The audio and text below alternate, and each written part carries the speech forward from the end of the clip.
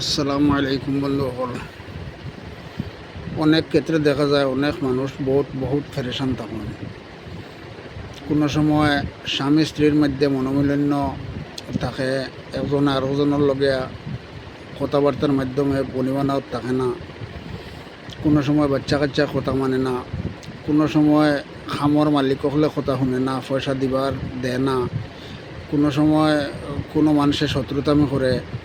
তো এইরকম ক্ষেত্রে যদি কোনো মানুষে আল্লাহ পাক পরবর্তীকার আলমর খাস নামর ওজিফা করে, তাহলে তার সমস্ত মনোমকসুদ আল্লাহ পাক পরবর্তীকার আলমে মেহরবানির দ্বারা পুরা হইব।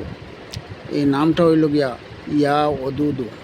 1001 বার ফুড়িয়া কোনো মিষ্টি জাতীয় বস্তুর উপরে ফু দিয়া যদি স্বামীরে খাওয়ানি যায়, স্বামী বশীভূত হইব, স্ত্রীরে খাওয়ানি গেলে স্ত্রী বশীভূত হইব, বাচ্চারে খাইলে বাচ্চায় কথা শুনব, দুশ্মনরে খাওয়াইলে দুশ্মনও ইনশাল্লাহ দোস্ত বনি যাব।